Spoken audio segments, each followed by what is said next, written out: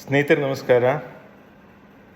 ರಾಜ್ಯ ಯುವ ಸಬಲೀಕರಣ ಹಾಗೂ ಕ್ರೀಡಾ ಇಲಾಖೆ ಕ್ರೀಡಾಪಟುಗಳ ಯಶಸ್ಸನ್ನು, ಸಾಧನೆಯನ್ನು ಹಾಗೂ ಭವಿಷ್ಯವನ್ನು ಗಮನದಲ್ಲಿರಿಸಿಕೊಂಡು ಹಲವಾರು ಯೋಜನೆಗಳನ್ನು ರೂಪಿಸಿದೆ. ಅವುಗಳಿಗೆ ಅತ್ಯಂತ ಪ್ರಮುಖವಾದದ್ದು ಟಾರ್ಗೆಟ್ ಒಲಿಂಪಿಕ್ ಸ್ಕೀಮ್. 60 ಕ್ರೀಡಾಪಟುಗಳನ್ನು ರಾಷ್ಟ್ರ ಮತ್ತು ಅಂತಾರಾಷ್ಟ್ರೀಯ ಮಟ್ಟದಲ್ಲಿ ಸಾಧನೆ ಮಾಡಿದಂಥ 60 ಕ್ರೀಡಾಪಟುಗಳನ್ನು ಆಯ್ಕೆ ಮಾಡಿ ಅವರ ತರಬೇತಿಗಾಗಿ 10 ಲಕ್ಷ ರೂಪಾಯಿಯನ್ನು ತಲಾ 10 ಲಕ್ಷ ರೂಪಾಯಿಯನ್ನು ರಾಜ್ಯ ಸರ್ಕಾರ ನೀಡ್ತಿದೆ. 20-25 ಸಾಲಿನ ಈ ನೆರವನ್ನು ಪಡೆಯಲು, ಈ ವರ್ಷದ ನೆರವನ್ನು ಪಡೆಯಲು ಸರ್ಕಾರ ಆನ್ಲೈನ್ನಲ್ಲಿ ಅರ್ಜಿಗಳನ್ನು ಆಹ್ವಾನಿಸಿದೆ. ಸೇವಾ ಸಿಂಧು karnataka.gov.in ಇಲ್ಲಿ ಹೋಗಿ ನೀವು ಅರ್ಜಿಗಳನ್ನು ಸಲ್ಲಿಸಿದರೆ ನಿಮ್ಮ ಸಾಧನೆಯನ್ನು ಗಮನಿಸಿ ಅವರು ಆಯ್ಕೆ ಮಾಡುತ್ತಾರೆ. ಇದೇ ತಿಂಗಳ ಅಂದರೆ ಜುಲೈ 31 ಅರ್ಜಿ ಸಲ್ಲಿಸಲು ಕೊನೆಯ ದಿನಾಂಕವಾಗಿರ್ತದೆ. ಈಗಾಗಲೇ ರಾಜ್ಯ ಸರ್ಕಾರ ಜಾಹೀರಾತುಗಳ ಮೂಲಕ, ಪತ್ರಿಕಾ ಪ್ರಕಟಣೆಗಳ ಮೂಲಕ ಹಾಗೂ ಸೋಷಿಯಲ್ ಮೀಡಿಯಾದಲ್ಲಿ ಕೂಡ ಈ ಬಗ್ಗೆ ಸಾಕಷ್ಟು ಮಾಹಿತಿಯನ್ನು ಹಂಚಿಕೊಂಡಿದೆ. ಸೊ ಇದುವರೆಗೂ ಯಾರು ಅರ್ಜಿಯನ್ನು ಸಲ್ಲಿಸಿಲ್ಲವೋ ಅವರು ಸೇವಾ ಸಿಂಧು ಮೂಲಕ ಆನ್ಲೈನ್ನಲ್ಲಿ ಅರ್ಜಿಯನ್ನು ಸಲ್ಲಿಸಬಹುದು. ಅದೇ ರೀತಿ ನಗದು ಪುರಸ್ಕಾರ 2025ನೇ ಸಾಲಿನಲ್ಲಿ ರಾಷ್ಟ್ರೀಯ ಮತ್ತು ಅಂತಾರಾಷ್ಟ್ರೀಯ ಮಟ್ಟದಲ್ಲಿ ಸಾಧನೆ ಮಾಡಿದವರು, ಪದಕಗಳನ್ನು ಗೆದ್ದವರು ಅರ್ಜಿಯನ್ನು ಈ ನಗದು ಪುರಸ್ಕಾರ ಪಡೆಯಲು ಕೂಡ ಸಲ್ಲಿಸಬಹುದು. ಇದಕ್ಕೂ ಕೂಡ ಆನ್ಲೈನ್ನಲ್ಲಿ ಅರ್ಜಿಯನ್ನು ಸಲ್ಲಿಸಬೇಕಾಗ್ತದೆ. ಕ್ರೀಡಾ ವಿದ್ಯಾರ್ಥಿ ವೇತನ, ನೀವು ಶಾಲೆಯಲ್ಲಿದ್ದುಕೊಂಡು ಅಂತ ಹೇಳಿದರೆ 10ನೇ ತರಗತಿಯವರೆಗಿನ ವಿದ್ಯಾರ್ಥಿಗಳು ನೀವು ಶಾಲೆಯಲ್ಲಿದ್ದು ಕ್ರೀಡೆಯಲ್ಲಿ ಸಾಧನೆ ಮಾಡಿದ್ದಾರೆ. ನಿಮ್ಮ ಈ ಸಾಧನೆಯನ್ನು ಗಮನಿಸಿ ರಾಜ್ಯ ಸರ್ಕಾರ ವಿದ್ಯಾರ್ಥಿ ವೇತನವನ್ನು ನೀಡ್ತದೆ. ಅದನ್ನು ಕೂಡ ನೀವು ಆನ್ಲೈನ್ನಲ್ಲಿ ಅರ್ಜಿಯನ್ನು ಸಲ್ಲಿಸಬಹುದು.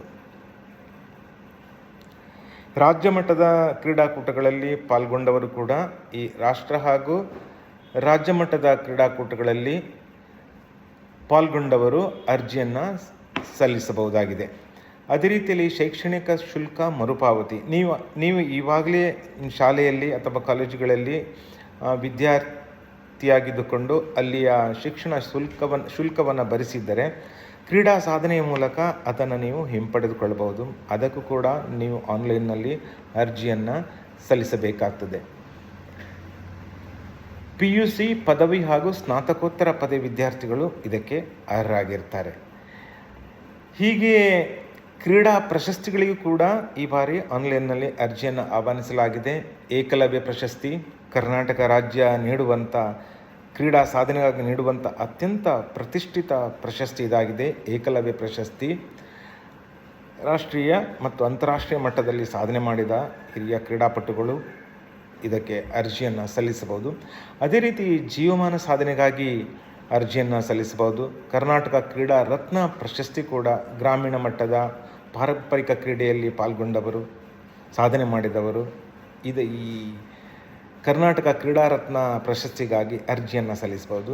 ಅದೇ ರೀತಿ ಕರ್ನಾಟಕ ಕ್ರೀಡಾ ಪೋಷಕ ಪ್ರಶಸ್ತಿ, ಕೆಲವೊಂದು ಸಂಸ್ಥೆಗಳು ಕ್ರೀಡೆಗಾಗಿ ತಮ್ಮ ಸಾಧನೆಯನ್ನು ಅಥವಾ ತಮ್ಮ ಬದುಕನ್ನು, ತಮ್ಮ ಸಮಯವನ್ನು ಮೀಸಲಾಗಿಟ್ಟು ಅನೇಕ ಕ್ರೀಡಾಪಟುಗಳ ಬದುಕಿಗೆ ಶ್ರಮಿಸಿರುತ್ತಾರೆ. ಅಂಥ ಸಂಘ ಸಂಸ್ಥೆಗಳು ಕೂಡ ಈ ಕರ್ನಾಟಕ ಕ್ರೀಡಾ ಪೋಷಕ ಪ್ರಶಸ್ತಿಗಾಗಿ ಅರ್ಜಿಯನ್ನು ಸಲ್ಲಿಸಬಹುದು. ಸ್ನೇಹಿತರೆ, ಅರ್ಜಿಗಳನ್ನು ಆನ್ಲೈನ್ನಲ್ಲಿ ಸಲ್ಲಿಸಬೇಕಾಗ್ತದೆ.